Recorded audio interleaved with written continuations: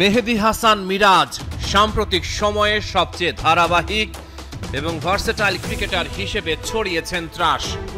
সংবাদের শিরোনাম হচ্ছেন বারবার। সাকিবের পর বাংলাদেশের আরেকজন জেনুইন অলরাউন্ডার, লোয়ার অর্ডারে কার্যকরী ব্যাটার, বুদ্ধিদীপ্ত অফ স্পিনার, মাঠে চনমনে ফিল্ডার। মিরাজ 3-in-1, বল হাতে উইকেট শিকার আর ব্যাট হাতে করছেন গুরুত্বপূর্ণ রান। ভারতীয় সংবাদ মাধ্যম বলছে এই বোলিং অলরাউন্ডার 2025 সালের আইপিএল নিলামে হতে পারেন হট কমোডিটি, কারণ বিভিন্ন পরিস্থিতি এবং চাপের সাথে নিজেকে মানিয়ে নেয়ার গুণে সমৃদ্ধ তিনি। কিছু দল আসন্ন নিলামে সম্ভবত তার দিকে নজর রাখবে। আইপিএলে 5 বারের চ্যাম্পিয়ন চেন্নাই সুপার কিংস, ধোনির দলে বরাবরই থাকে স্পিনারদের প্রাধান্য। চিপকের পিচ ঐতিহ্যগতভাবে টার্ন এবং বাউন্সের জন্য প্রসিদ্ধ।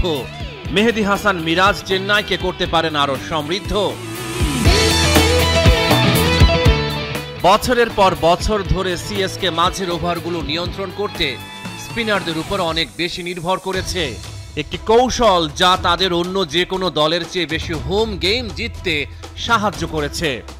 মিরাজ তার দক্ষতা দিয়ে তাদের স্পিন বিভাগে বৈচিত্র্য যোগ করতে পারে, সাথে ব্যাট হাতে অবদান রাখতে জানে লোয়ার অর্ডারে। সঠিক দিক নির্দেশনা পেলে তার খেলার ধার আরো বাড়বে। আইপিএল এর বর্তমান চ্যাম্পিয়ন কলকাতা নাইট রাইডার্স। এটা কোনো গোপন বিষয় নয় যে কেকেআর ও স্পিনারদের সমৃদ্ধ ইতিহাস রয়েছে। ইডেন গার্ডেন্স প্রায়ই স্পিনারদের স্বর্গ হয়ে উঠেছে। বরুণ চক্রবর্তী এবং সুনীল নারায়ণ এরই মধ্যে কলকাতার ডেরায় আছেন। কেকেআর সব সময় এমন বোলারের সন্ধানে থাকে যারা মাঝের ওভারগুলোতে পার্থক্য তৈরি করতে পারে।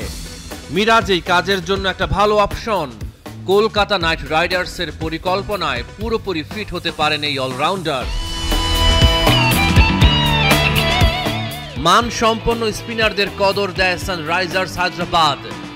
Rajib Gandhi international stadium turning ট্র্যাকগুলোর অন্যতম। মিরাজ হায়দ্রাবাদের বোলিং অস্ত্রাগারে আরও একটা চমৎকার সংযোজন হতে পারেন।